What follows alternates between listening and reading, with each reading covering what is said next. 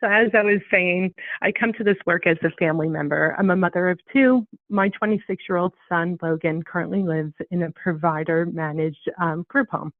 I've been asked to share a little bit about my family's journey today from a parent's perspective and how we're beginning to plan for the future with a focus on my son living in a person-centered life while in a provider-managed setting with the support from his future guardians.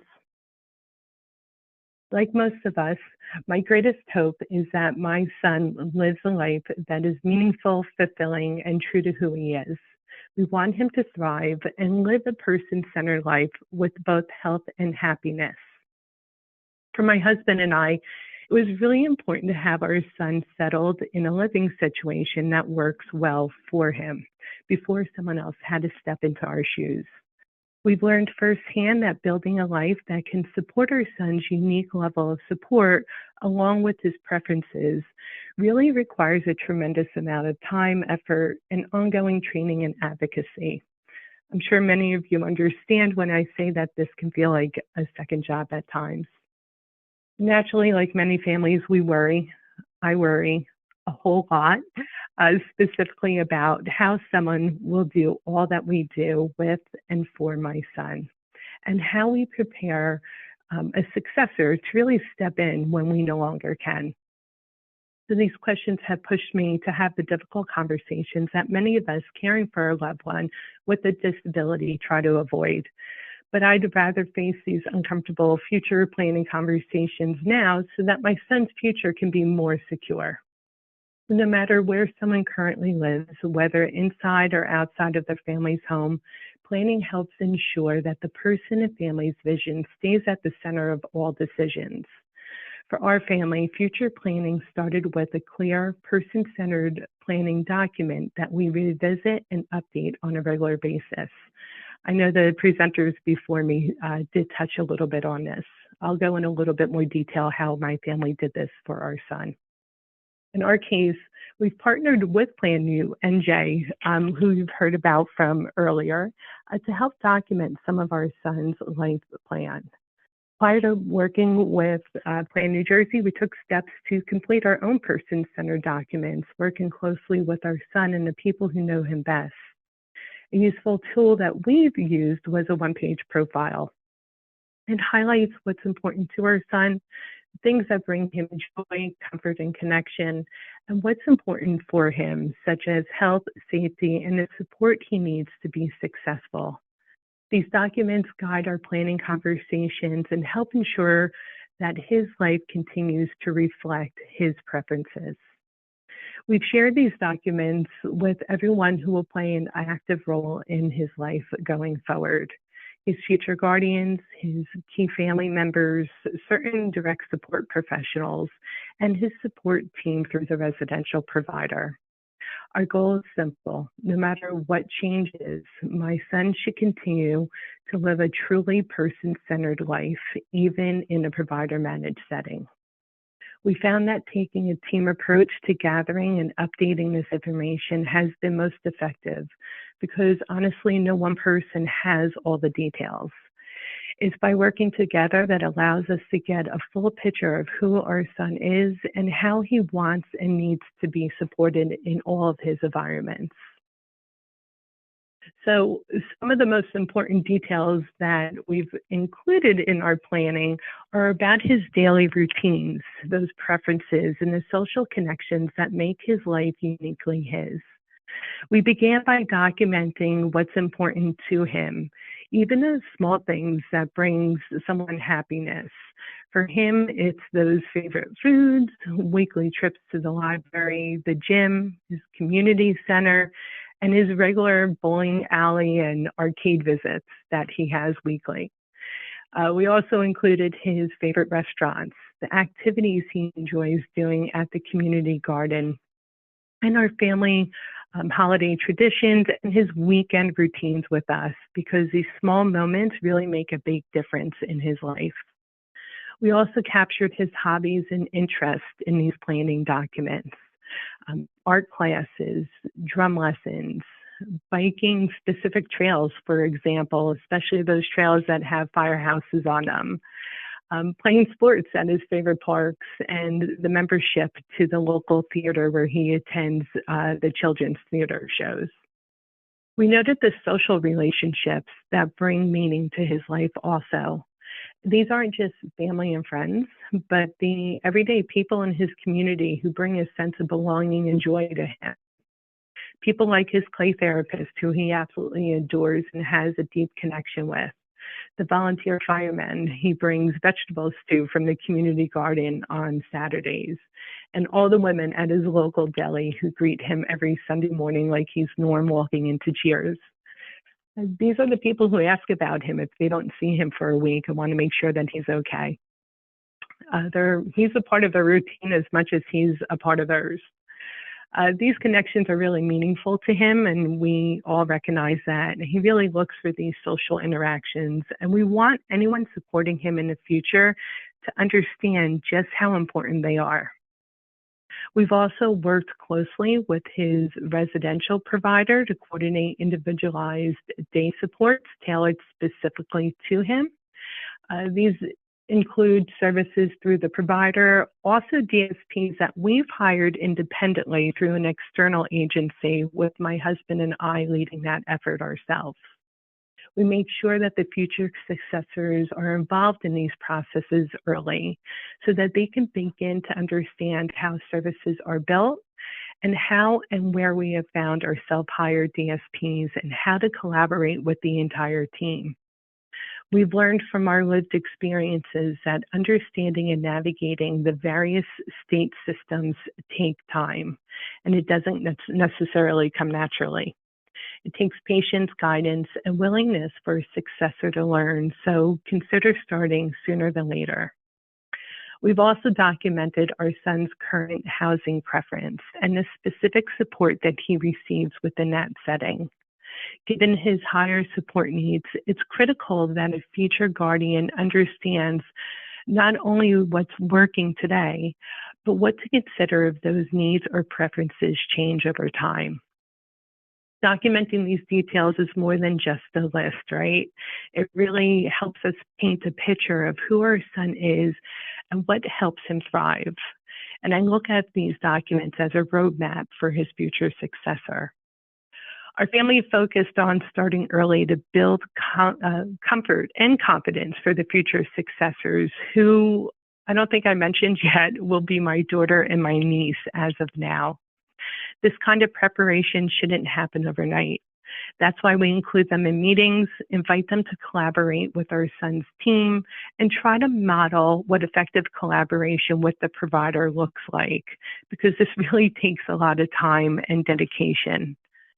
We've found that gradual successor involvement has helped build comfort and confidence and has allowed opportunities for them to ask questions, sometimes really deep, sensitive questions that my husband and I hadn't even considered until they asked. For our son, a provider-managed home was the best long-term fit. This may not be the right fit or choice for everyone, and I completely respect whatever an individual and their family chooses. So whether a successor is working with a provider or with self-directed employees, knowing how to communicate and problem solve is essential. They'll need to understand who does what, how decisions are made, and who to go to when situations arise. So stepping into a supportive role for someone with a disability can be extremely complex and understandably overwhelming for someone assuming this new responsibility. But with the right approach and with the right support, a successor can carry forward a life that really reflects the person and family's goals, addressing both their needs and preferences. Consider having regular check-ins, including the individual, the provider or self-directed employees, extended family, and the future guardian or successors. Our family currently has these check-ins every 2 weeks through video meetings. It really lets the successor see us ask questions and share our concerns and how to address areas that need improvement, because those situations will happen. So that you will see what meaningful participation looks like, and we really encourage them to be comfortable participating early on. We also make sure that my daughter understands our son's rights and what services are supposed to be in place so she can have that oversight. So often in this community, we talk about the importance of building a circle of support around our loved ones. But we also have to remember that the successors need their own circle of supports too. They're stepping into a really big, really new, important role. They'll need people to lean on. So whether it's other family members, friends, the support coordinator at times, in some situations it might be a group home manager or a long-term self-directed employee, or even other families who walk the similar path. For example, New Jersey specific disability groups through social media are another fabulous support for them to connect with. I'm actually still learning through many of these groups. We've really made sure to build that network in advance and have already shared those contacts with our daughter and our niece. So before I wrap up, I want to just share a quick story. I think I was sharing this with Carrie and Kyoko earlier during the week. Just last week, my husband and I went on a rare vacation, just the two of us. And it's been something we almost never do because one of us is always close for our son in case he needs extra support. And then even though we were gone for a week, it took really more than a month of careful planning to make it happen. I carried a lot of anxiety leading up to the trip and constantly wondering if I had thought of all the details needed for my son to be successful, engaged, and supported when we were away. That stress that I felt, though, it really reminded me why this work, this planning is so important. It's really about being proactive and creating a future where our children are cared for and where we as caregivers can find a moment to breathe, which I know doesn't happen often enough for some of us. So peace of mind doesn't come by accident. It really comes by preparation. So to all the families, please consider starting small when the time's right for you, starting early, and don't do it alone. With the right planning, mentoring, modeling, and support, we can really help prepare future successors to carry forward our vision and our son and daughter's vision for a full and meaningful life. At this time, Kate, I will hand the virtual mic back to you. And thanks again for everyone's time.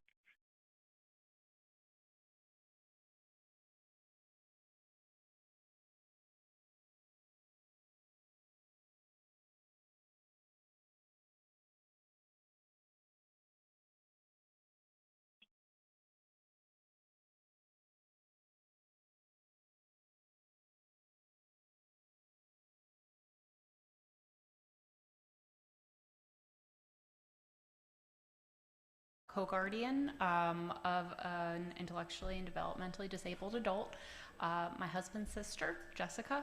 And if there are any classic film fans in the room or joining us online today, hopefully you will recognize kind of the inspiration for the title for my portion of today's presentation.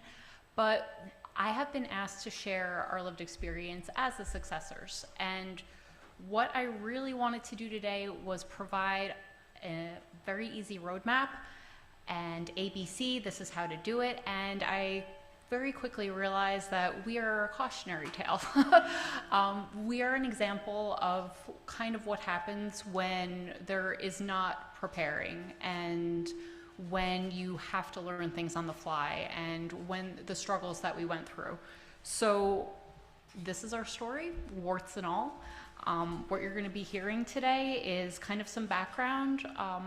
A lot of it is before my involvement from my husband's childhood, which he was gracious enough to share with me to convey with everybody today.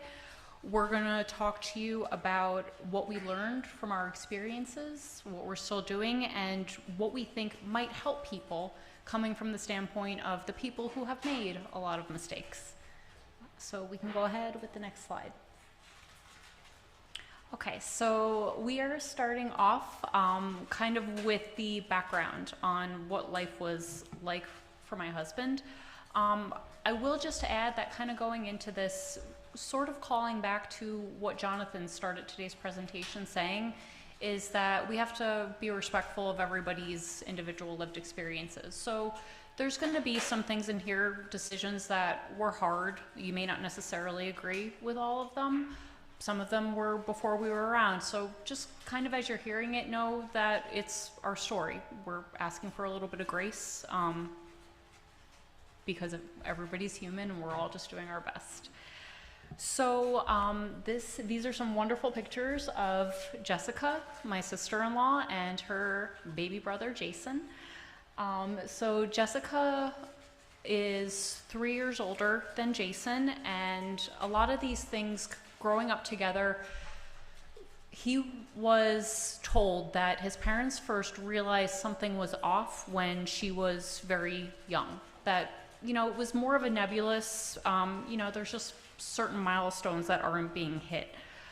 When she was 5 years old, and Jason would have been just a baby at the time, they were taking a family trip in the car, and Jessica had a seizure that didn't stop. I can't imagine what my in-laws might have thought at the time. It seems like a horrifying scenario. But that sort of was the beginning of the road for what life with Jessica would be like. Initially, the diagnosis that she carried was epilepsy, autism, and moderate mental retardation at the time when that was still a diagnosis that was given. It wasn't until many, many years later, relatively recently as 2006, that we had a neurologist that identified she had Lennox-Gastaut syndrome, which is a severe form of epilepsy that also is associated with certain behaviors as well. So to kind of put some context into the scenario, and what I mean when I say growing up normal, for family members, normal is what you know, right? So it might be something strange to somebody else, but it's talking with my husband, there wasn't anything unusual. Like, this was his life, this was his sister, this was the family dynamic. So growing up with Jessica did have some difficulties, it goes without saying. And ultimately, when he was just about 7 years old, his parents had divorced, and his mother was the primary caregiver for my husband and Jessica, his sister. So we're going to kind of speed forward a little bit to when Jessica was about 16. But let me step back for just 1 second. What I want to say before we kind of speed up to that point is that since my husband had this understanding of what was normal and what his situation was, there wasn't really a clear defined discussion or the type of gradual successorship that Melanie was just discussing. It was more just implied. This was his sister. One day, parents aren't going to be around forever. One day, this would be his job. Not necessarily with a clear understanding of what that meant in all aspects or what it's really like to be in those shoes as the primary caregiver. The one time that my husband did recall a direct question was not until 2002 when his mother was preparing to file the guardianship paperwork. Because it's a legal proceeding, and she had asked at that time, are you sure? It's, before I do this, or is this something that you want? And he couldn't even imagine an answer other than yes.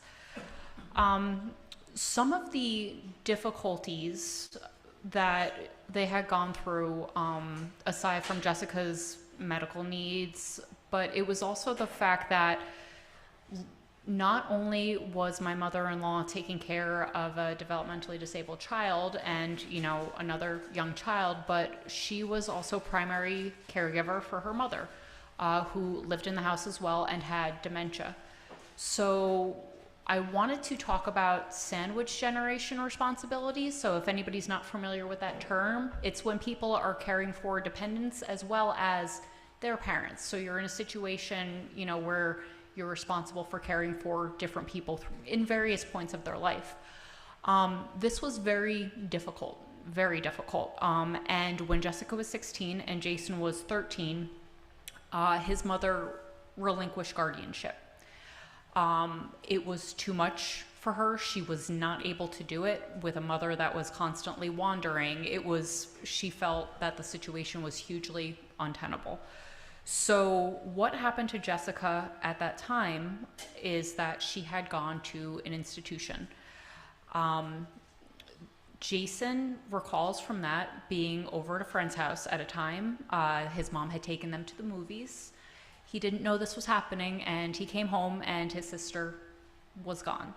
He was upset that he hadn't been told, but he also, with his huge heart, understood that this is what the situation was. Like, he had seen like how difficult it was for his mother to care for everybody, and he knew that Jessica would still be in his life.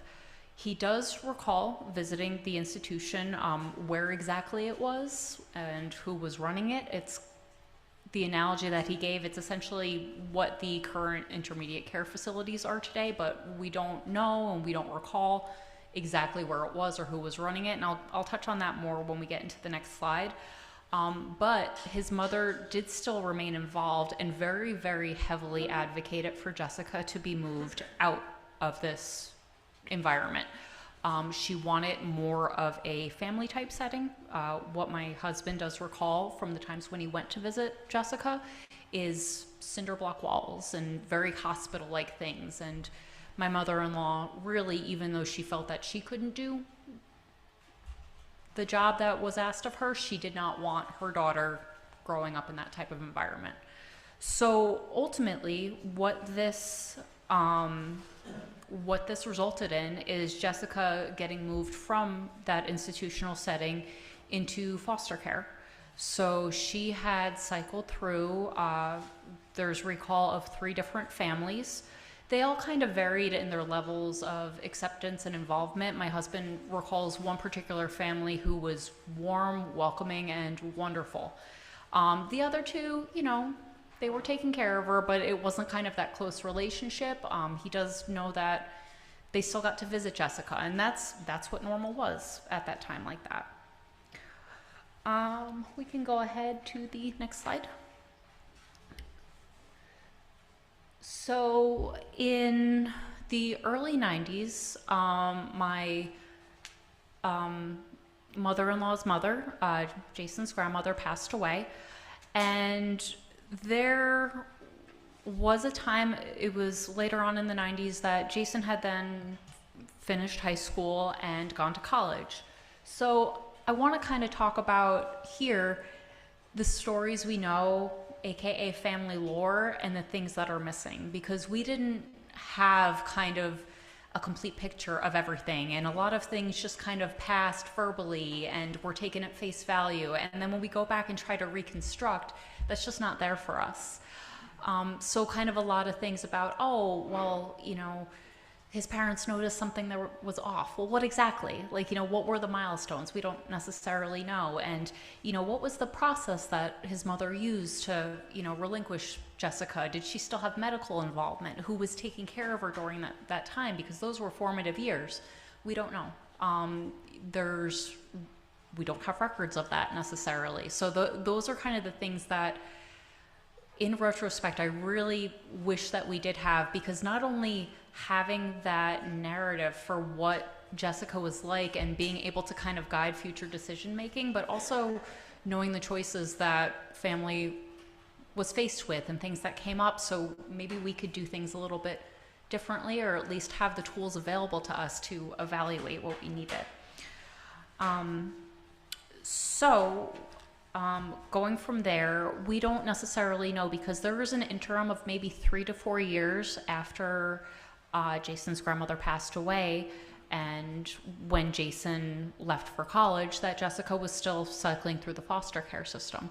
We don't necessarily know why his mom didn't take her back right away. Like, those are things that, like a lot of families, just weren't discussed at that time. We do know that essentially when Jason had left for college, that's when Jessica came back home to her mother, and her mother had gone through the guardianship process. So Jason still, even though he was at college, he would regularly visit, and he knew what life with his sister was like. He would take time, like when he came back to take her to doctor's appointments. He still recalls being able to do a lot of things that, again, that funny word, normal children would do, like go to summer camp. And he doesn't really have a good sense if at any point, he felt as though because Jessica was the way she was, if he got anything less out of his childhood. It was the 80s, latchkey kids were a thing. So there weren't really any regrets or sense that anything was off or missing. It's just what life was. So when we kind of go forward to the next point, which is my Casey at the Bat topic, I'm fond of kind of poetic poetic sayings if it's not completely obvious, but Jason became co-guardian of his sister in the early 2000s while his mother was still alive. And essentially it was just understood, that this is, in case something happens, like this was the next step. So that, I will say, is something that I think was absolutely very helpful, because it wasn't another thing that led to a scramble when push came to shove and the situation became more urgent. So Jason started kind of, stepping up a little bit more, like continuing what he had always been doing, but still really didn't have a great sense of all the things that were involved. I want to go ahead to later, so around 2008 or so, that's when everything changed. And the reason everything changed is because in early 2008, at, I believe, Kariba's dinner, his mom told them that she had been diagnosed with non-Hodgkin's lymphoma. So all of a sudden, the future was now. Her illness was difficult, and it was brief, but also forever. By fall of that year, she had lost a leg due to a complication from her chemotherapy treatments and was very ill. So again, history repeating itself, Jason was now in that sandwich generation role that his mother had been in previously with her mother. So he was back in the house taking care of both his sister and his mom. So one of the things that I think at this point in time is really helpful to know is that when we're talking about succession planning, I think that people need to be aware is that you're not only planning for what's going to happen to your child or the person that you're taking care of in your life, but also what your plan is. Are you going to be going into long-term care? Like, do you have expectations for your children to care for you? These are all really difficult conversations.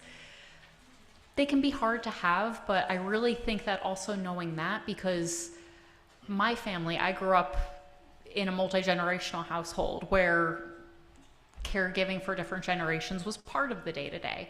I saw the strain, and that's really prompted me to have some conversations right now, and that's one thing that I definitely do want to keep in mind. My mother-in-law passed away in September of 2009, and Jessica she had self-directed. Jessica, in the period of time from when she was removed from foster care and was back at home, up until, throughout that time of my mother-in-law's illness. So another thing that I wanted to bring up was this was very difficult for Jessica because it was not only mom being gone that was hard for her, but realistically, mom's death for Jessica didn't happen in 2009. It really started the year earlier with mom being sick. Because home was not the brick and mortar for Jessica, home was all the things in it too. So, and Jessica doesn't have the capability to understand, Jessica didn't understand why she wasn't doing the things that she was that she used to do. Why mom couldn't get up and go to Staples so we can get markers today. She didn't understand any of that. So it was a very prolonged, traumatizing experience for Jessica because she was in this house watching these things happen and not understanding why things were different. And to kind of take a step back for a moment, I think sometimes about we told Jessica that mommy's in heaven with the angels now, and we don't know if she knows what that means. So there's been so many times in her life for Jess where the people taking care of her and who she depends on just one day are gone, and over and over and over. So my husband was really resolved to be that stability for her. So he stepped into his mother's shoes. She had told him that she wanted him to live his own life, but he didn't necessarily know what that meant. So he was really committed to trying to do the same things that his mother did.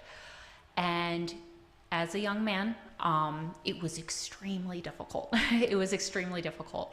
He was balancing a job. He was taking care of his sister. All of a sudden, there were all of these things that he just did not know about, that he had never even thought to ask the questions, that he was now responsible for figuring out.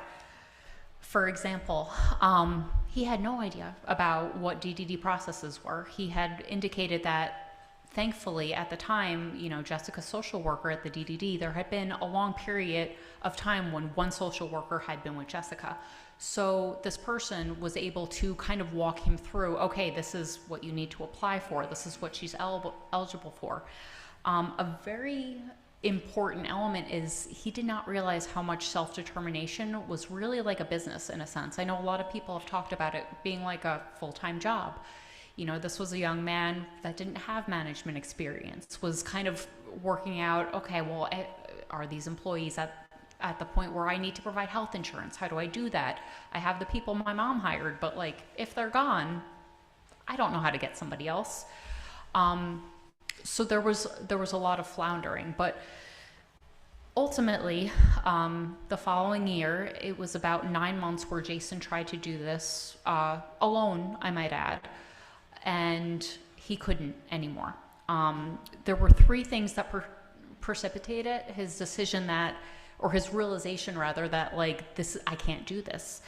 And that was the fact that he did not realize how much life would be all Jessica all the time. So 24/7, 365. And he felt bad about this because he should have. He grew up. He saw. But living it and seeing it are 2 different things. So he would be coming home from work, and Jessica's aide for the day would be there for dinner time and then head off. But if Jessica was having a bad day or if she didn't want to go to bed, it was just constantly being on all the time, and not necessarily without any reprieve. He had a job who had been extremely patient, because if Jessica did have a seizure in the morning, her aide didn't come until 2 p.m. to get ready for when Jessica came back from her day program. So if Jessica did have a seizure and couldn't attend program, or if she was having behaviors and didn't want to go, Jason would call out of work. And it was at the point in time where he was at real risk of losing his job. But the third thing, and perhaps more importantly, is that they both were miserable. They both were miserable. Jessica had already been through this prolonged thing. Everything was difficult. So she was unhappy with the situation and communicating that in the only way she knew how, which was by acting out. Jason was doing his best and consistently being reminded about how he wasn't his mom, and mom could do this. Why can't I? Why can't I? So he had reached out to his DDD social worker and said, I can't take care of her. What do I do? And Jessica had gone through emergency placement at that point to be placed in a group home. Now, there's different kinds of emergency. So in our particular case, thank you. In our particular case, he was able to have the opportunity to talk to a few different homes, and ultimately did find a place with her. I come into the picture in when we started dating, around 2010.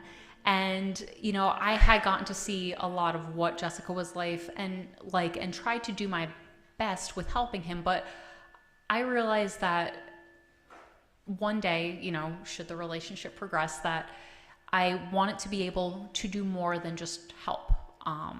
So if anything had happened to him, I wanted to be able to take care of her. That was important to me. And I also loved my husband. So I wanted to take some of that burden off him because I saw the guilt that he had, that he carried with him for essentially feeling as though he had failed his sister, failed his mother, failed in so many different things. So that's where having somebody else in the circle of support that was mentioned previously is so, so important, because one person can't do it alone. And what's really great is we complement each other so, so well. He is good at certain things, I am good at certain things, and like kind of together, we can really build something to be a lot more effective, but also be the shoulder for us to lean on and have support with. And we can go ahead to the next slide at this point. So this is probably the most word dense slide that I have. And it's all about the things that we learned, what we wish we knew going in advance. I do want to say that my decision to become co-guardian, it wasn't a snap decision. I wanted to know what I was getting involved with, and I had made the decision to consult with a special needs lawyer independently ahead of time, just so I can understand the process and understand what my responsibilities would be. So some of these, we developed this list together, but for my husband, sorry everybody, in particular, we wish we knew ahead of time that how solitary and how isolating being a successor by yourself can be. My husband at the time, he also wanted to mention that it might not necessarily be something you're cognizant of, but if you are a single person who's maybe not in a relationship, it can be hard to find somebody, a romantic partner, who's also willing to take on not only your foibles, but this whole other huge responsibility. So that was something he was always a little bit scared about when he was younger. As I had mentioned before, how much self-determination is like running a business. Especially, I was so excited to hear about the resources that there are now to kind of help people orient, because I can see how it's just this flashing red sign of confusing and, not even knowing what the pathway to start might be. Again, how memory is not just enough, and just to say, oh, everything's in the filing cabinet and you can find it there. I really am excited to hear this afternoon about some ways that we can do that, because if we had better records and like a clearer plan, I think that a lot of the growing pains that we had could have been avoided. So this next point I want to talk to, because after going into a group home, it was good for a while. We very strongly feel that Jessica is happier living in a group home, and it's not just our interpretation. She is. She transitioned very easily after Jason had initially transferred her, and really likes having her space. She likes having her space, and that really not only helped her happiness, but it improved their relationship, which was just amazing, because it wasn't both of them kind of like these tightly coiled springs anymore. They were seeing each other and enjoying their time, because that stress had been kind of removed. I will say that there have been struggles in group homes. I know that a lot of people are probably aware of the Hidden at Home articles, and we relate it to many of those things. We're very familiar. So we always approach homes, we want to have a partnership, and we make that very clear. Whether or not we're always successful, that's another thing, but we recognize the importance of building those strong relationships and keeping lines of communication open. How much it matters having your circle of support. Some of the things that we think would make a good guardian or successor. Being present. I know that there may be ways for people to do this out of state. That's not my experience, so that's not something I want to talk about. But what we have found is like being boots on the ground, like visiting weekly. We call every night to see how she's doing. We inquire. We don't wait for someone to tell us. We ask, but it's so, so critical to be involved. I don't know why it's doing that. I'm sorry. time. It goes without saying, but even though Jessica is in a group home now, that doesn't mean we're sipping margaritas out by the pool. It is an intense amount of time. Even though she is not physically in our home, there is so much to manage. We have realized that it is still important for us to keep our own records and not just necessarily rely on agency records. There's a lot of things we're managing. Thank you. Attention to detail. So retaining information, but like also knowing the questions to ask and like looking at things, not just taking things at face value all the time, and having that willingness to question. Also, the last 2 points are kind of tied together. There's been a lot of times where we've had a lot of agony about if what we're doing is right. And after time, we realized that that was just going to drive us crazy because there really is no right choice. You know, it's different. Circumstances change.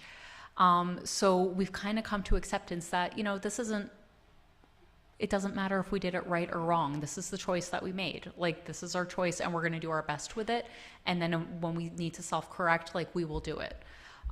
So we're always looking at things as living and breathing. Nothing is set in stone. And I really wish that we had more confidence in ourselves going into it.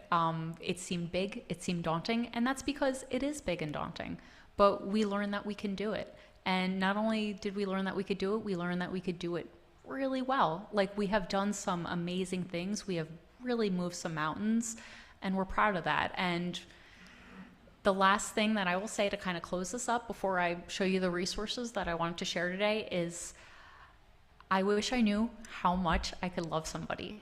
And I don't just mean Jessica, but I mean my husband too, because he has shown such a capability and compassion that I feel very, very lucky to be part of this. And I wouldn't want this any other way.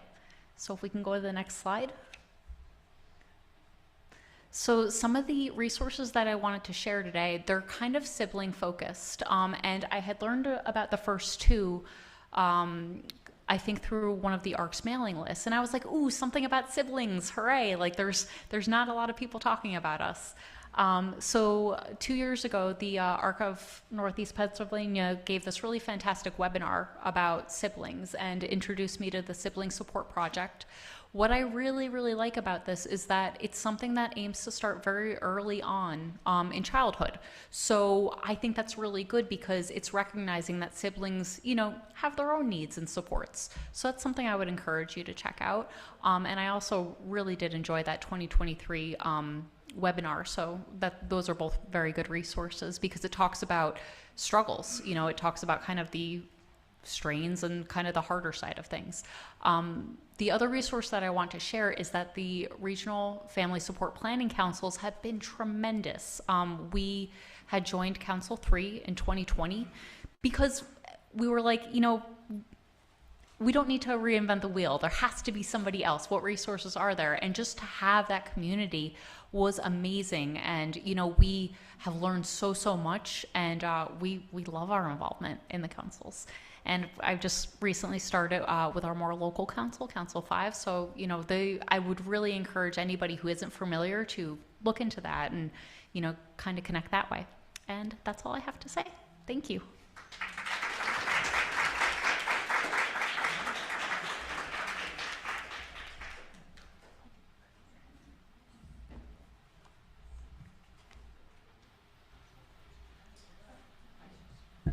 Melanie, Dr. LeComte, thank you very much.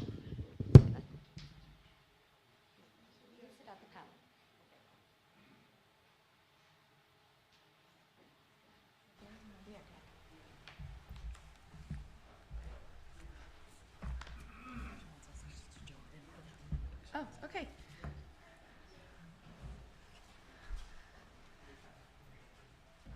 So, hi, I'm Dr. Jennifer LeComte. I am the medical director, founding provider for the Risen Center, which is a primary care practice for people with intellectual, developmental, and physical disabilities and their families. We'll talk a little bit more about what that is, and I'm joined by Hi, I'm Melanie Ayers. I am nursing professor at Wilmington University and also mom to Emma, who is now 27 and she has Down syndrome, and I'm also co-chair of our Council 8. So full disclosures, next slide. We were supported by several grants that helped us provide some education both for medical students, residents, families, other healthcare providers. So you'll see some of that work through here. That's from Inclusive Healthy Communities in New Jersey, the WIC Foundation. Next slide, please. And HRSA, which is a federal grant, and that one is the one that's active right now. And then Niche, which is through the AADMD. So just wanted to get those disclosures out. On that slide too is my nephew, his 1-year-old picture. He is now 10. So while when I started this work, I didn't have a personal disclosure, I do have a nephew in the game now, part of why I transitioned from Delaware to New Jersey to provide more of this care. Go ahead. So we have a big task to talk about lifetime wellness and healthcare, which, by the way, just human care. So that's a lot. The reality is the reason why we talk about this is to really introduce some of the disparities and barriers and how you can overcome them, and to make sure that you also offer healthcare and wellness resources to people with intellectual and developmental disabilities, and we'll talk about why that doesn't happen. We really want everyone to be self-managers as well, and again, this is good information for both successors and caregivers, as well as for people with intellectual and developmental disabilities. And then we really want to talk about palliative care and end-of-life care, and how do we start preparing for that as well. So good news is I'm a pediatrician. I can put my hat on that I say that our children with chronic conditions are surviving into adulthood. Yay. But then they get there and they fall off a cliff for a lot of the services, especially when we're talking about transitioning. So what's the goal of the transition? It's really to maximize lifelong functioning. By the way, we want this for everyone, right? I want this, you want this, but we also want our loved ones to have this, and we want it to be uninterrupted. I can tell you that we really didn't have process and policies for getting people from pediatrics to adult care. I'm not sure that they're all that much better, but we at least had a consensus statement that started in 2002 to help us start to have a pathway for getting people to high quality care that is uninterrupted, so that we can get from adolescent to adulthood and all the other transitions that happen with there. The unfortunate part is that there are a lot of disparities that actually don't allow us to provide really good health care, and that really means that we don't provide really good routine preventative care for our people with intellectual and developmental disabilities because of their disability, right? So we call that diagnostic overshadowing. And what does that lead to? It leads to them dying earlier than they should, to not have access to reproductive health exams, et cetera, et cetera. It leads them to get hospitalized quicker and longer. We have some we have some laws in New Jersey that actually have that happen when you're in a group home in Danielle's law and you have to access the emergency room. Because of that, you tend to get more imaging, you get admitted longer, and so a lot of times that doesn't mean that you actually get access to better health care. It just means that you're in the healthcare system more. Next slide. And basically, this says the same thing. We rely on, we don't have a lot of great data about what these chronic conditions are doing for to people with different abilities, like controlling high blood pressure and weight management and other things. But Special Olympics has been collecting this data for a long time. I know that our states and Medicaid should be collecting that data too to help us be better informed. But the HRSA grant is allowing us to provide that too. Next slide. So, and the reality is that, especially when I'm, again, putting on my pediatrics hat and then transitioning to adult care, a lot of our tertiary healthcare systems are telling our patients that they need to leave their pediatric system and go into an adult provider, but we're not training all the adult providers to make sure that they're ready to accept them, number one. Number two, the pediatric healthcare systems that are allowing our patients to stay in their systems longer aren't necessarily looking about how to treat them as an adult and make sure they have access to all the routine preventative care, like high blood pressure control, like cholesterol monitoring, like routine reproductive health exams. Next slide. And I think we've heard this word already before, that going from entitlement, right? So we talked about what everyone was entitled to in schools, making sure that we every 3 years review some of their evaluations. That entitlement definitely changes to eligibility as you go into adult healthcare. Next slide. And the reality is, I wish that everything was going to be covered by insurance, but if I had those answers, certainly I think we would all be a lot richer, and I would have other disclosures that I'd have to put up before that. So next slide. So this is one of the many routine preventative care that we should all be thinking about for ourselves and our loved ones that sometimes get overshadowed by their disability, right? So we should see your health provider every year. I think one of the challenges that I hear when I have a new patient that's coming to establish in my office and me becoming their medical home is that the providers they go to don't understand their disability, and therefore they feel like when they're going to that doctor that they're giving more information than the doctor is actually giving them. So I understand that that's a big challenge.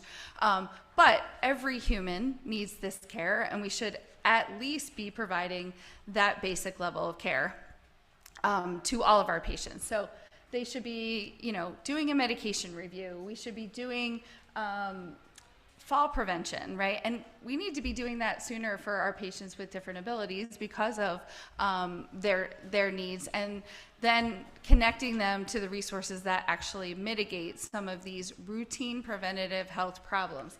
But then there's the every so often things that we should be getting, right? And so many times people say that, well, I can't get a colonoscopy because I'll never be able to do a clean out for the patients with different ability. Well, good news, we have other tools to use, like a Cologuard. You get to just poop at home. And guess what? We all do that. I sent my husband his Cologuard for his birthday. I took him out to dinner too.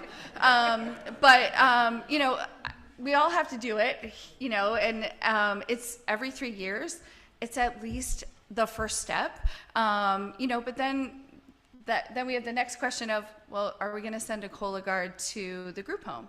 Yeah, we are. And they also assist in toileting, and they should also assist in that. Can I tell you that I still have barriers to that, even when I think it's easier? Because now I'm not sending them to a hospital. I'm not doing a clean out. I'm not sedating them. I don't have to do any of those things in order to get a Cologuard done. Still have a lot of barriers, but everyone should have it. Does everyone need a pap smear or cervical cancer screening every 5 years? Well, here's the good news. When I started to get pap smears, it was every year. Now it's every 5 years. We also now have self-swabs that you can do in the office with your physician. So we have lots of better ways that aren't going to be invasive that can get us access to routine preventative health care for everyone. So this is a little bit of a busy slide, and it goes by ages. Next slide. This is another way to kind of look at it. Again, healthcare through the lifespan. When do you need your mammogram? When do you need your colonoscopy? We should be checking hypertension or blood pressure every visit.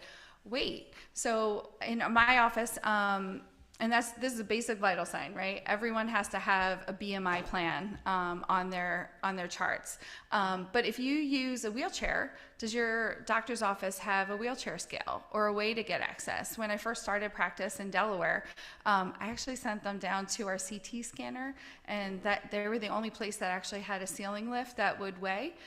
So I couldn't get a basic vital sign for many of my patients when I first started practicing. And that's also true for many other offices. And you would think in our ADA world that we would have better access to these routine really a weight. That's all I'm asking for. Some people actually went to the YMCA because that was the only other place that I could get a weight. And so in our office that we designed in Sewell, we're opening up a second office in Cumberland County. Every suite has a ceiling lift and every office has a wheelchair scale. But that should be basic and routine in every office, and you should encourage it. You know, your loved one should get a weight, even if they use technology. Next slide. So just having an intellectual disability does not equal poor health. It doesn't. I told you that our patients with intellectual and developmental disability are dying earlier in their life, but it's not because they have intellectual disability. It's because they have poor access.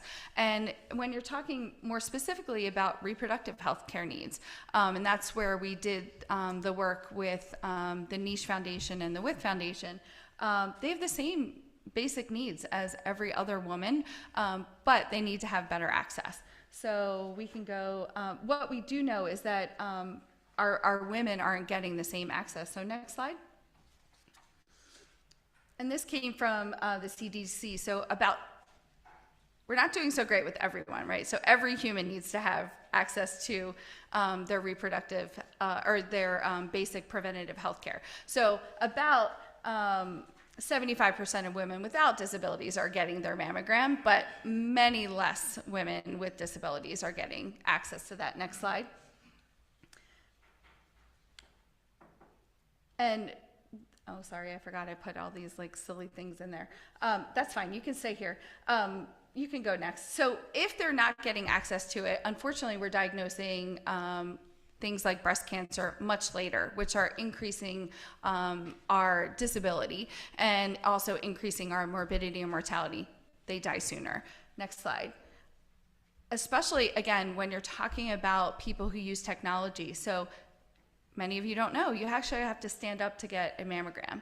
So if you're in a wheelchair, you have more difficulty getting access to a mammogram. So you have to know that, number one, first. And I don't even know if all my healthcare providers understand that, right?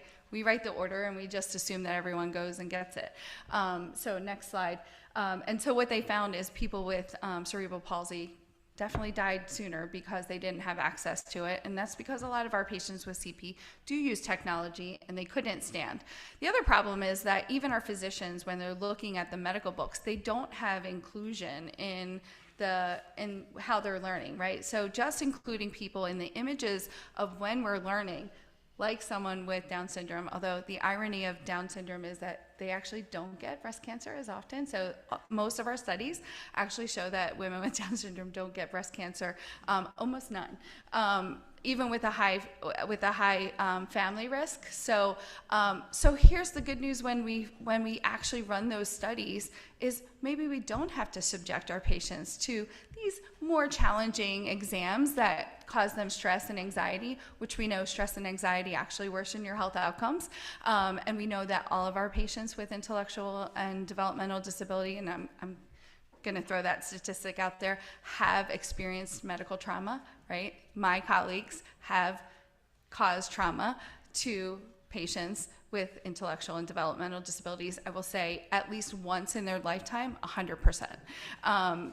And that also then is caregiver trauma and burden, right? Even just when you go and take your kid to just get their flu shot, if they're 4 and they're scared of needles, that's trauma for families and caregivers, right? So recognizing that happens, if we can find data that tells us we don't have to do that as often, like now we only do pap smears every 5 years, amen, let's stop causing more trauma if we can, if we have the data. So we actually hired a medical illustrator with some of the funds that we got in order to be more inclusive with our imaging. Next slide. And then again, knowing where you have to go if you need more adaptive equipment, right? Recognizing in your medical neighborhood, right? Because we don't want people traveling 2 hours to get their primary care because they're the specialist. Really, all of our providers should be understanding where these facilities are so that we can guide people to get access to what they need, what every human needs. Next slide. And the other reason why we have to talk about difficult things is, the people that we take care of are engaging in social relationships. They need to develop them, and they also need to have some physical relationships. So we have to be mindful of that, so that we're not using, they're not sexually active, therefore they don't need to have these exams. By the way, that's not a criteria for people to get reproductive health exams, and men included, right? So especially in our 20s, every male should have a testicular exam. We know that there's a higher prevalence of testicular cancer in that adolescent period, and if you don't look, you won't know. And not always putting that burden on a caregiver who might not actually be doing some of the ADLs and actually looking for some of the signs that we should be looking at. So that means that providers need to look and not make assumptions that people don't need this access. Next slide. Good news with disparities, except for the bad news, is that not everyone can find a really good primary care doctor these days, and that's not unique to people with intellectual and developmental disabilities. I think we're finding a lot of challenges just in access to primary care. But if you have a relationship and a medical home with a primary care doctor, then the likelihood that you'll get access to these screenings goes up a lot. I don't have specific data on that, but it goes up a lot. But one of the ways that we used our funding is to create a manual for other physicians to understand how to better create access for people with intellectual and developmental disabilities in their office, recognizing that some of these specialty programs, like Risen Center, can't service everyone, not even in South Jersey, but not even in New Jersey, not even the tri-state area. There's just no way that we can all provide, that one center can provide care for all of them. We then wanted to empower other physicians to learn about how to get better access. So we created the CARES manual. Next slide. So what the CARES manual does, and there's a QR code at the bottom of every one, and we've been trying to distribute this to other colleagues in primary care so that they can stop making assumptions about who needs what. Everyone with the cervix needs a reproductive health exam. Everyone needs to have a colonoscopy, and the intervals change based on individuals. Everyone needs access to prostate exams and things like that. Next slide.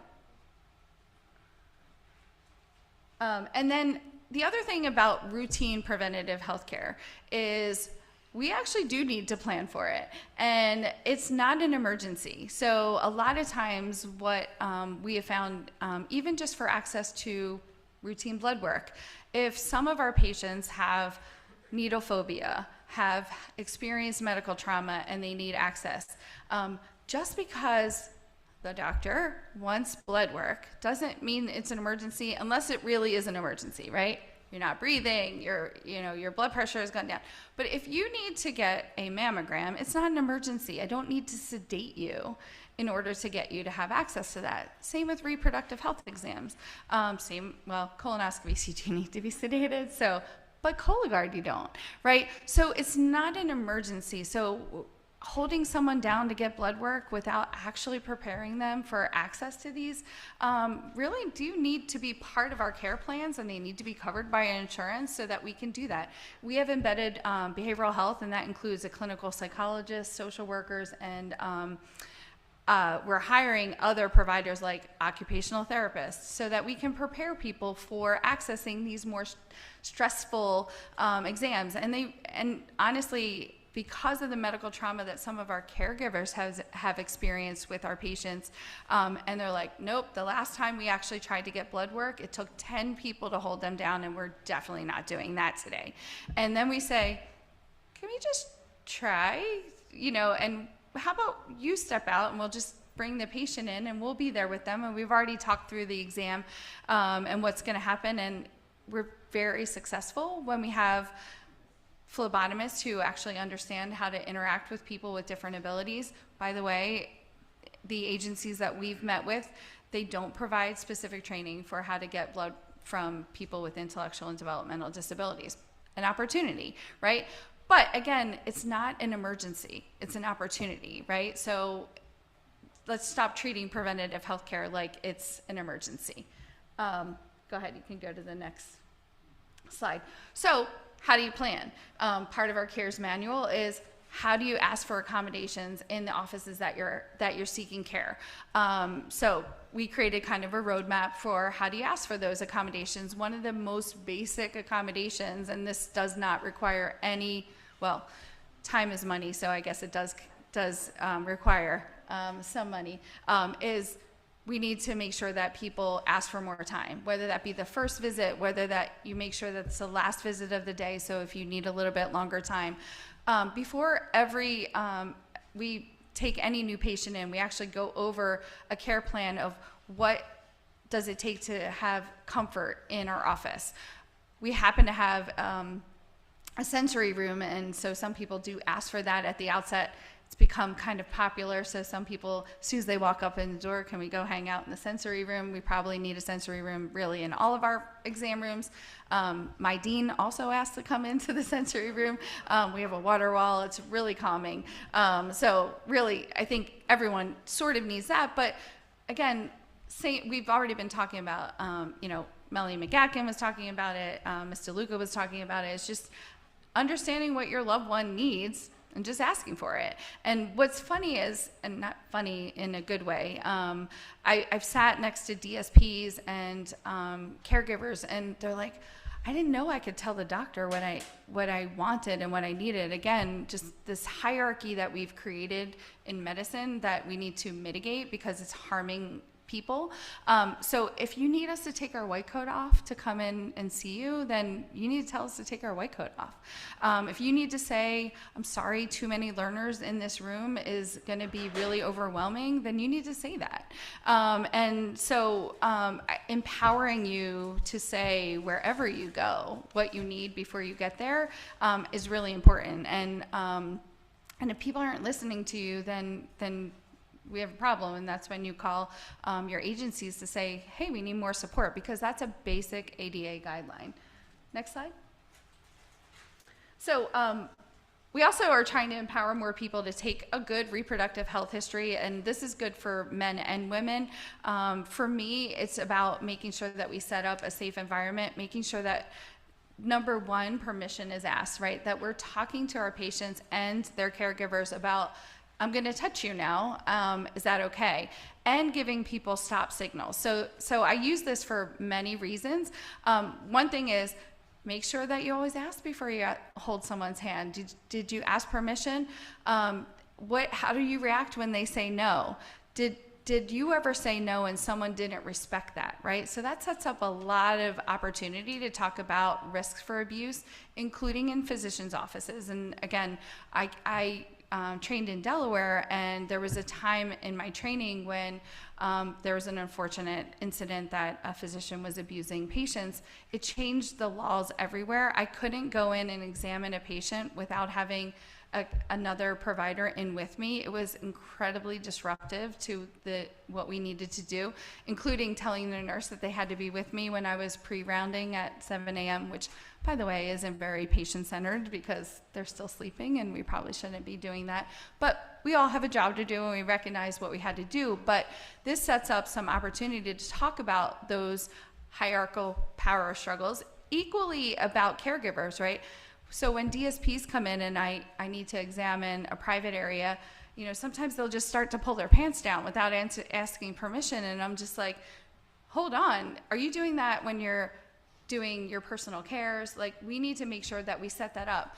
The challenge is when our kids have been growing up and through some of the systems like discrete trials and things, we actually never taught them how to say no or how to say stop. So we make sure that we build that into these procedures as well. Again, sometimes our care isn't an emergency, right? A lot of times when you're in the ambulatory setting, it's not an emergency. So if you don't have to look in the ears that day and they say stop, respect it, right? And not because, and listen, caregivers get stressed too. They're like, no, we're here now. We just got to get it done. And so the reality is, I come back to these 5 Ps all the time, that permission is just so important.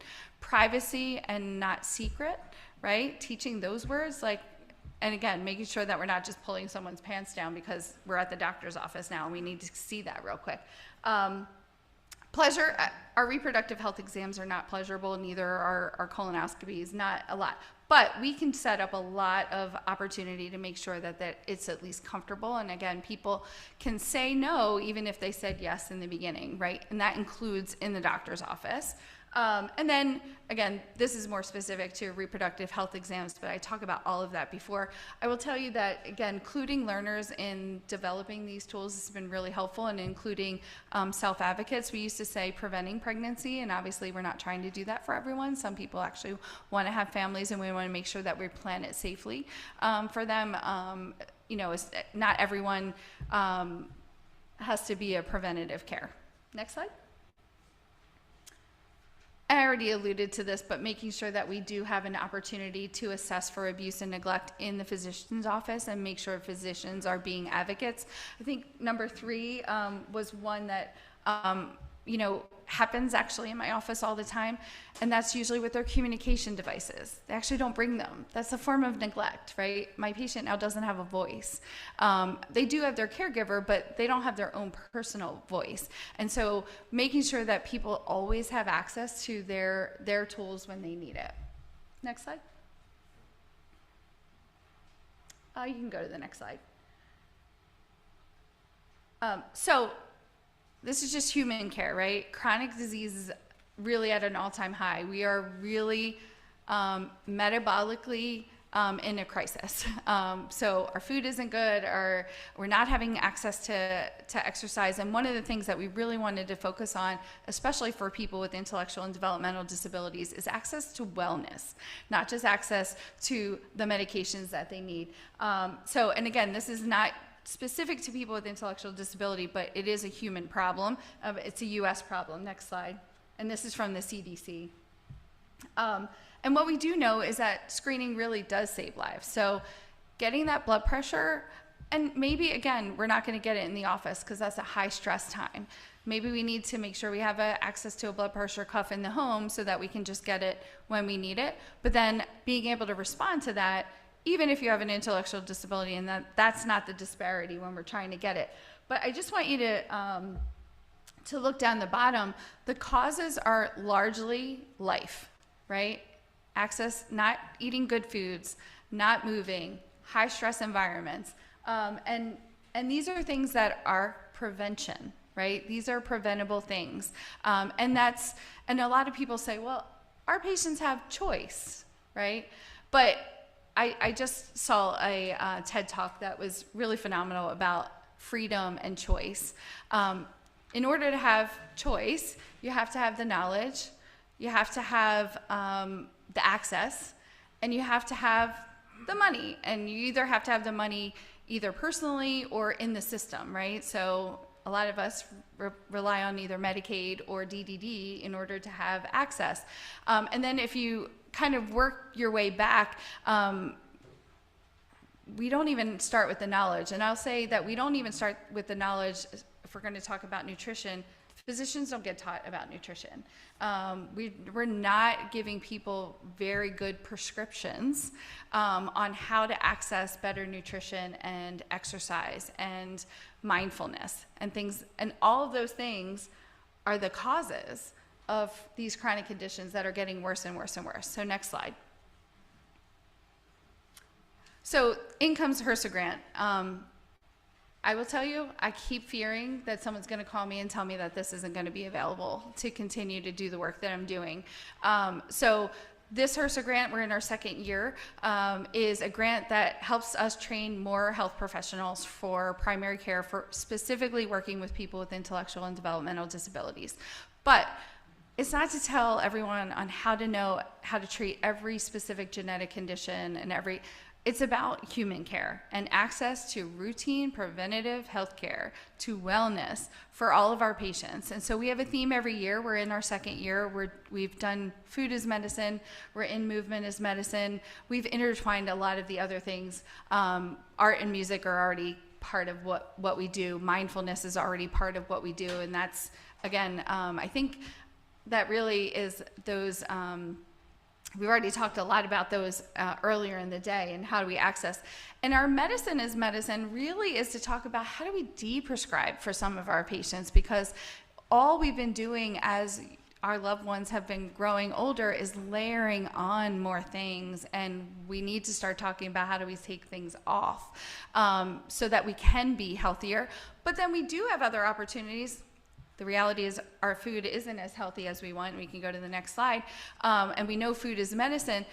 So we do have to add some maybe supplements for some of our, and how do we get access to those things in order to make sure that when our loved one is a little pickier, and we know that people on the spectrum don't always want to eat the same things that are really good for you. Listen, we all don't. And again, we have choice. But if you don't have the knowledge of what those choices are, then really we need to be the decision makers for them and have better access to those basic services. So next slide.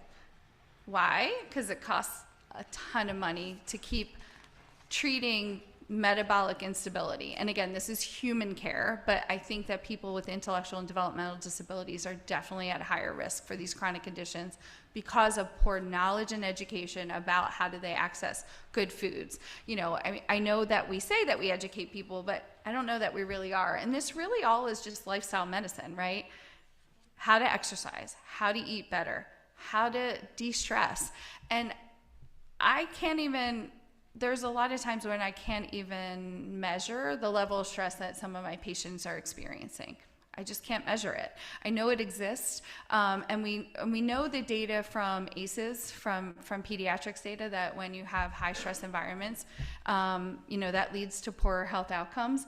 But the reality is it's hard to measure in people who don't use words to communicate. And so we just have to assume that it's there and then make sure that we're meeting their healthcare needs with all these other supports to keep them functional in the community. And I do think that it really just starts with what you're eating, how you're exercising, and if you have access to moments of de-stressing, including your caregivers having that same access, because we know that, again, part of the reason why I don't invite them into the lab when they come in is I know that the parent stress or the caregiver stress is feeding into my patient's stress. And when we remove that stress, they're successful. And so we have to recognize that too. And I know it's hard. I've had many of family, as they transition from peds to adult, never got asked to leave the room. Right? And it's really traumatizing to a caregiver to not be in the room and have the doctor just talk to them themselves. But every patient has a right to have a relationship with their doctor one-on-one. And certainly I wouldn't have that for anyone with a disability any less of an opportunity. So we want to make sure that we do that. Next thing. So just going to quick go through these. So the Joint Commission for Hypertension, lifestyle, diet, all day long but yet we keep going down these pathways of medicines, right? It's in the guidelines. We're just kind of skipping that step, and I want to just bring it higher to the attention. Next slide. Diabetes, lifestyle medicine, pretty prescriptive about what we do, but we have plenty of medicines that we're giving for it too. Next slide, including the injectables, right?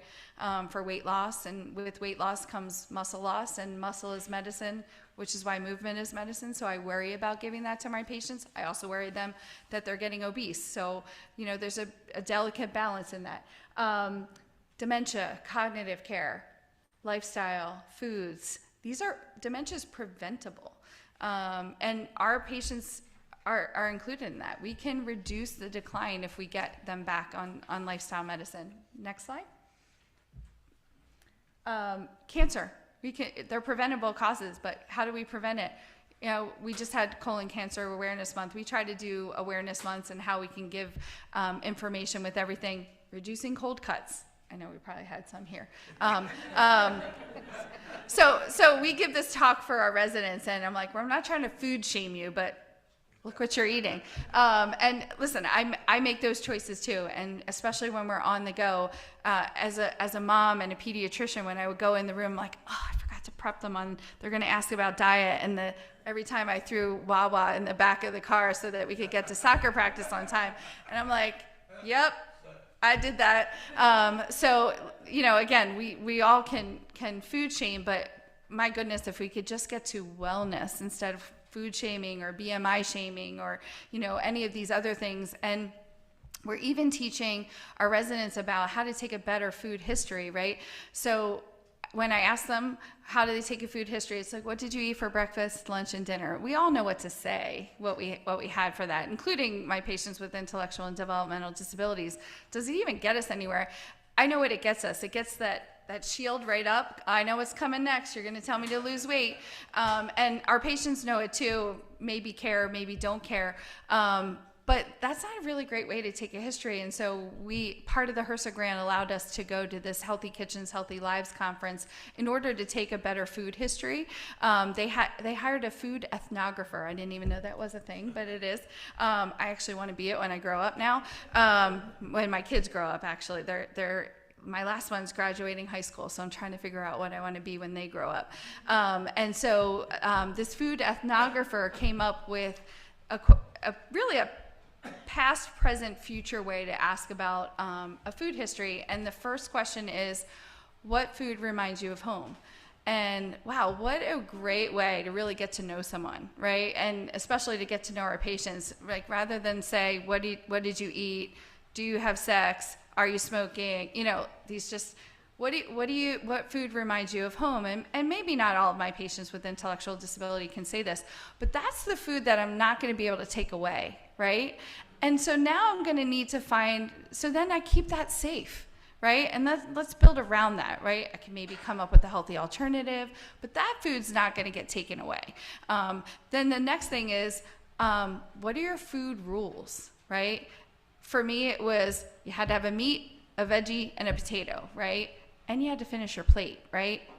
Finishing our plate isn't all that great anymore, right? Especially when we go to restaurants, right? Now we're talking about how do we maybe only eat half the meal. But if they are your food rules, how am I going to change your food rules? Like, what was the rule at home? Again, pretty disarming, right? Nobody's like really upset about telling you like what their food rules was. And then how do they get information about having a better diet?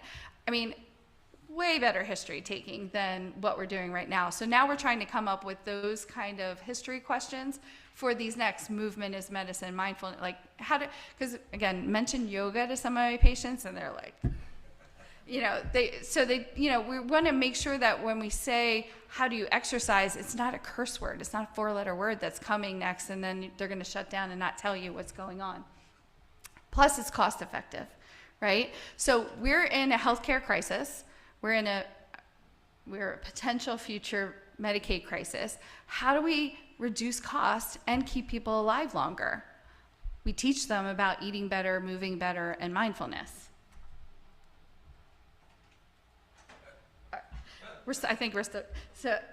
And then again, it's helpful for mental health as well for all of us. Next slide. So this is just to show the SAD diet, standard American diet, and how we can transition to a better diet. I'm not going to go through all of these next slides, but you all have access to them now. So how do we just set up our plate better? Some really good take-home messages just for introducing these. Again, this came from the Teaching Kitchens, Healthy Kitchens, Healthy Lives, and Developing Teaching Kitchens, and I'll talk just briefly about that in just a second. You can just go through these next 2 slides. They also include, again, this was about eating, but they also include mindfulness and exercising. Next slide. And one more. The other thing is about being a role model. In my office, again, part of the HRSA grant, we just installed a vertical garden so that people, every time they come in, can see greens that they can go and pick off and try and eat, and that it's not the sterile environment in the doctor's office. About really being a role model and what we're eating. I can tell you our biggest challenge is actually getting our staff to eat better and not having this, really bad snacks available and around all the time. Again, this is just so you can see preventative care in one page. Humans need this care. You need to get your care in your medical neighborhood, and you need to establish a medical home in order to do that, in order to be successful. So really establishing with primary care should be our goal. Not seeing every specialist around, really having a foundation in routine preventative care and primary care. Next slide. So this is one of my colleagues in Brooklyn, who came up with this. This is his company, but I think it's like the best way for us to prescribe for our patients. Prescribing good food, prescribing movement, prescribing sleep, prescribing happiness, and how to get there. So this is his mnemonic, but really, next slide. What we really know is similar to routine preventative care isn't an emergency, right? We need to be thinking about it. These changes need to happen very slow, but very deliberately in order for us to get healthier. And we started with hiring some folks that can help us have prescriptions for these recommendations, and we're teaching them to our residents and our patients and our med students, like thinking your drink and things like that. But an opportunity that we have, next slide, is what we learned through this conference in developing teaching kitchens. So not only because we need to teach med students and residents and doctors about how to prescribe. We have some programs already in the country that physicians are chefs too, and they're actually developing these teaching kitchens. People with different abilities need to be showing up in the kitchen and learning about how to participate in their care, because again, they don't have choice if they don't have knowledge or access to any of these. And yes, they cost money, but there's a lot more cost savings in getting them to health than to prescribing them more medicines. So if we do these things, we achieve longevity. But with longevity comes, we're all going to die. And we need to talk about ways to prepare for dying with dignity and providing the right resources. And that's what Melanie's going to talk to you about. Oh, you can just keep going. Thanks. Keep going. One more. One more. Another. There we go. Yeah, there we go. Okay, so doing everything we can to have a healthy lifestyle, and my doctoral work, I did a dance exercise, it was yoga, but it was fun, and you have to be there and motivate these guys because they won't move without, well, I can say I won't move either without some motivation, but yeah, our people with disabilities, they definitely need that help. And so now I'm going to shift gears. We're going to talk about what do we do when we have our people are finding themselves with some of these chronic conditions. They have serious diagnosis. They need to be able to manage all of this, the symptoms that they have, and we can help them live better quality lives if we are able to manage. Their life expectancy now is much higher. A lot of these folks did not live past childhood, and that's why a lot of the adult doctors don't know about their conditions because they never had to deal with them. Medicine is helping them live a lot longer. Let's see. They are developing these chronic conditions like heart disease, just like you talked about, high blood pressure and all. So some people also have conditions from the time they were born. We heard about seizure disorders. My daughter has Down syndrome and the things that go along with that. They could have reflux disease and other physical issues like with cerebral palsy, that they are dealing with across the lifespan. So you can go to the next slide. So I'm going to talk to you a little bit about palliative care, and I know when people talk about palliative care, the first thing that comes to their mind is end of life. They're dying. And that's not true. Palliative care is care that relieves symptoms. It relieves that suffering. And just like the kid who has seizures, just like someone with cerebral palsy that's had it since birth, that palliative care, that symptom management can happen from the time that diagnosis was made all the way through the lifespan to end-of-life care. It is definitely an interdisciplinary team approach. It's very holistic. We are looking at the whole person. So we are looking at doctors. We are looking at advanced practice nurses, like nurse practitioners. We're looking at social workers and spiritual leaders and like this whole team that comes together to look at all of the various needs that our patients may have. And we are definitely focusing on quality of life. So what that means for me could be very different than what that means for you. For me, quality of life means I want to run around and travel and do play sports and do this, that, and the other. And for somebody else, it's like, I just want to hang out at home. I want to read books. I want to hang with my friends, and that's good quality of life for them.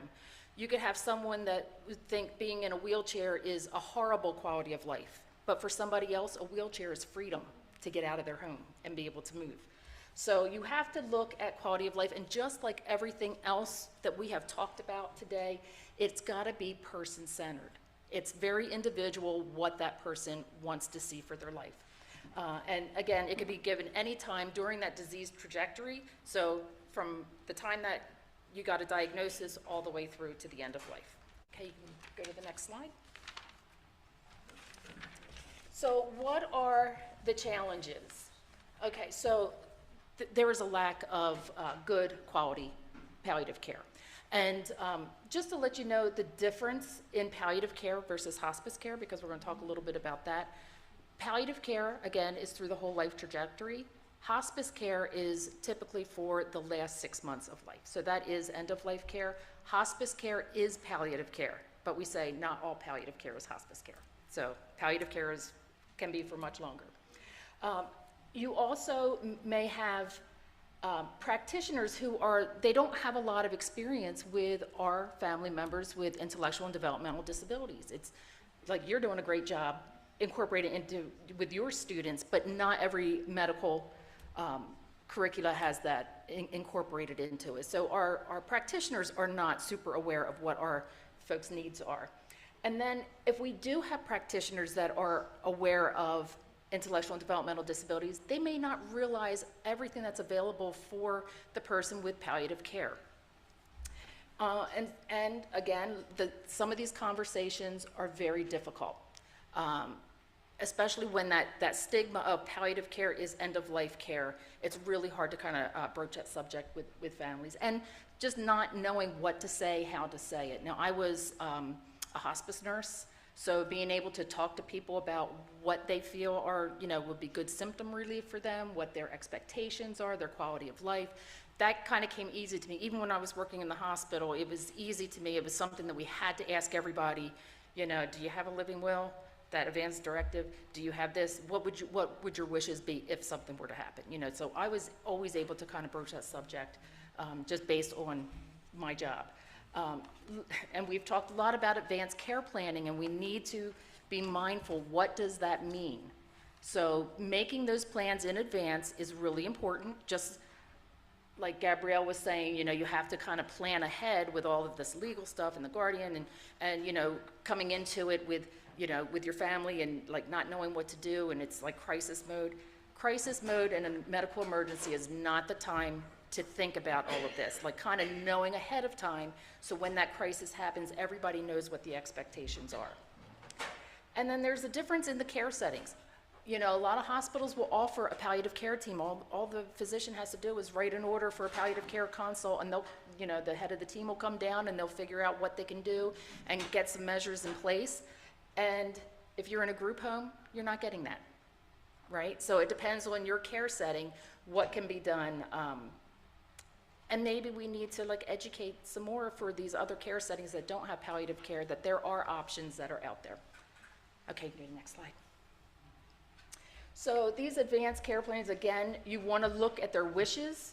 What are their goals? What is that individual's goal for care? What do they think is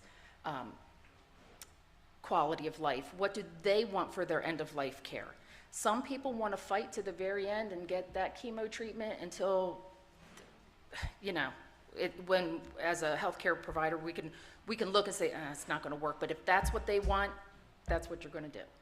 Other people are like, what, I'd rather have a little not have the nausea and all that kind of stuff, and I want to stop treatment even if that makes me go a little sooner.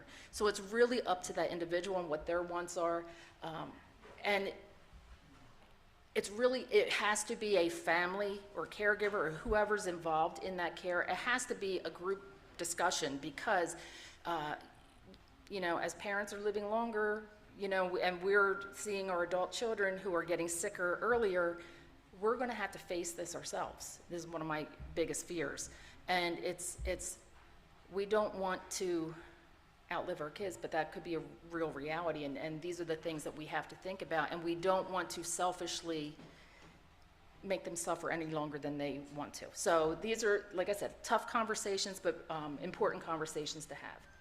And then we need to have things in writing, just like Gabrielle talked about. We need to have that advanced directive, that living will. We need to have those power of attorneys and that guardianship. You know, who's going to be the decision makers when that person can't make decisions for themselves? So it's really important to have their goals of care, what they want for treatment, what they don't want for treatment, in writing, so everyone knows what to do. And those documents need to be shared with the family, needs to be shared with the physicians, with the hospitals that they're going to, so that way everybody can be on board. So 5 wishes, you had this in your presentation. I wanted you to have some takeaways on how to have these conversations. What are some of the questions to ask? And you know, the team needs to come together. That individual's got to be right there at the table. This is about them, you know, and our whole mantra in this world is nothing about us without us, and so these people need to be at the table to help make the decisions. And I understand there's a lot of people with intellectual and developmental disabilities that don't have decision-making capability, but they may be able to have some decision-making capability. They might know what they like and what they don't like, you know, how much pain can they tolerate, you know, what do they think is an acceptable level of symptoms, and what can we do to put in place to help relieve those things that they don't like. So these are some of the, you know, things that you can ask. You know, who's going to be my advocate? Who's going to help me if you're doing shared decision-making, supported decision-making? Who's going to help me with that? Even if you don't need guardianship, but you might need that other person to help you talk through the options that you have. What are your wishes? How comfortable? Again, those symptoms, how comfortable? You know, some of the medications you're going to have some symptoms. Being pain-free and nausea-free is not always, it's not always going to happen. You want that to be as optimally, you know, free from symptoms as you possibly can, but some people are always going to have pain just because of the kind of conditions that they have. How do I want people to treat me? Just think about that. If you are faced with a diagnosis, how do you want people to treat you? It's a fair question for anybody. And then what do I want my loved ones to know? And that could be really hard for someone to say, you know, tell their parents or tell their siblings, you know, this is what I want you to know, and this is how I want to be treated, and these are the things that I want for myself. And it may be really hard to hear. But again, it goes along with just, you know, this source is from Aging with Dignity, and that's what we want. We want people to be able to age with dignity with a say in their care. Okay, next slide. This is one I use in one of my courses. It's a healthcare course about end of life, and it's the conversation project. So it's a 12-page workbook that helps, you know, talk you through how to have these conversations, and it has, like, it's a workbook so you can write down. So it's not disability specific, but it does help guide that conversation. And this is downloadable. So if you download the slides, you can click on that. That's a hyperlink that takes you to that workbook that you can download. And again, we just got to have everything written down. You know, have those legal documents in place so that way when the time comes, if that person can't make decisions for themselves, they know who to call. And they know and if you have the advanced directives written down, then they know what to do. We just did this with a family friend of ours without disabilities, but was going in for a surgery, and he wanted to make sure he had his wishes down beforehand. I'm like, well, come on over. And just to let you know, at the bottom of this is also another link. This is from the New Jersey Department of Health. There are templates, okay? So it's not like you got to come up with this on your own. This one you can download, and you can fill it out and give copies to your family members too. And that's what we did. You know, they listed who they wanted as the healthcare proxies. They wrote down everything that they wanted as far as their care, whether they were an organ donor or not, and then was able to, you know, we made copies so that way the doctor and the hospital and the families could have copies of that as well. So everybody was on the same page. Next slide. And then just to let you know, I know that sometimes you just don't realize who pays for what, but if you look under palliative care, Medicaid, Medicare, and most private insurances should pay for some level of palliative care. Hospice care is paid for by Medicaid and Medicare. And here's the other thing. If you get better and you don't need the services anymore, guess what? You can come off of them. Even hospice. A couple of situations with hospice. I've had, once hospice comes on, you get that extra nursing care and the medical care, and the aides come in to give that personal care, and the pastor will come in and do spiritual care, and the social worker will come in, and you got this whole team caring for you. People tend to get a little better, especially if they come on early enough, because with hospice, it's 6 months is like your level, projected end of life is within 6 months. If you can get on it early enough, sometimes people do a little better because they get that extra attention. They're getting that better care. And then they might graduate off of hospice because they don't qualify anymore. And then once they start to decline again, they can come back on. I've also had patients who were like, you know what, I want to go try for a cure again. They were on hospice. The thing with hospice is you can't go for cures. You were saying, okay, I'm done being cured. I want to be comfortable. But then if you're like, nah, you know what, I want to try again. I want to get some more tests done, and I want to try some other treatment. Come off of hospice. You just revoke it. And then you can come back on if time comes and you're ready to do it again. With palliative care, you can seek cures throughout the entire time you're on palliative care. It's only when you get to that hospice end-of-life care that you revoke cure. So you can still, with palliative care, get your chemotherapy, get your dialysis, get all your treatments, your medications, all that kind of stuff while you're diagnosed with palliative care. So yes, that covers the cost. These next couple of slides, I just looked up our hospitals across the state just to see what they said about their palliative care teams. So, they're looking at symptom relief, getting that extra emotional support. You can go to the next slide. These are some of the common diagnoses for palliative care. This is not a be-all, end-all. People who have any kind of diagnosis that cause symptoms and pain, suffering, shortness of breath, nausea, you can qualify for palliative care. Okay, next slide. And this was a hospital system down by me. They get into looking at what are some of these symptoms. We're looking at nausea, fatigue, constipation, pain, breathlessness, depression, anxiety. That you have to look at the whole person. You could have those physical symptoms, but you can also have that anxiety and depression that goes along with a lot of these chronic conditions. That's suffering. That can be treated through palliative care. And if you see all of these, really the common theme is quality of life. How can we get you to live the best quality of life that you can? Okay, next slide. And what's the family role? And just, yes, I'm a nurse, and yes, I've been doing this for over 30 years, but I'm a mom too, and I have had to not only be the mom, but also the daughter of, someone who was sick, and a sister of someone who was sick, and the family role is a tough role. However, I just wanted to let you know that if you are involved, you're going to receive better care. There's going to be better quality of life. You're going to know what's going on, and you're going to know what to ask for. Even if you don't know what to ask for, you can network with people. You can ask us and say, hey, what do you think our options are? And, we can talk some things through. You have to have those conversations and, educate yourself. That's what it comes down to. And being in groups like this and with the Family Support Planning Council and, talk to your physician, you need to have your network of support, because as we heard earlier today, it's hard to do this by yourself. And you don't know what you don't know. So, build your network so you can educate yourself on the diagnosis, what your options are. Is it palliative care? Is it time for hospice care? And then you want to be the advocate. Ask about palliative care. Some physicians, they're not going to just say, hey, I think you need palliative care. Like we said in the beginning, they're not always educated on that. So maybe you need to start that conversation. Say, I noticed that there's a lot of pain with this. I noticed that there's shortness of breath, fatigue. You can, there's some cancer programs that, fatigue is a big issue, and they might have exercise programs to help build that stamina. There's so much that could be brought in. Different therapies. You talked about music and art therapy. That could be a link from the emotional side and not knowing how to express your feelings, and through music and art, that can help, with those symptoms, that anxiety and that depression, because there's a lot going through when you have these diagnoses, and you need to be able to know, what can I ask for? What can be built in? And you need to be the voice for your individual, for your family member. They need to be at the table, they need to make decisions, but sometimes they need a stronger voice than what they have.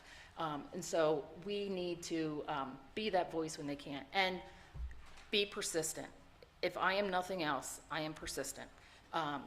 If you feel that there is something wrong or something's not being managed well, you keep asking for evaluations. You keep saying, I know there's something wrong. I know this person better than anybody else. I'm not going to walk out of here without something else. Give me a referral to a specialist that you think might help. Just keep going back. And if you don't have that good relationship with your physician, guess what? Find a new one. I've had to interview, our practitioners. Everybody seems to be leaving their practice. We've had to go through this like 3 different times where all of our practitioners left the practice.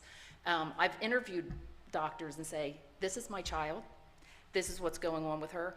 How can you manage her? What do you know about Down syndrome? What do you know about this condition or that condition? And, and the ones that might say, I don't know everything, but, I'm willing to bring in specialists for where their specialists are needed, and I'm willing to do the research. Those are the ones I would give a chance. And we've developed great relationships and information sharing back and forth. But you have to be that advocate as the family and be able to be that voice when they can't.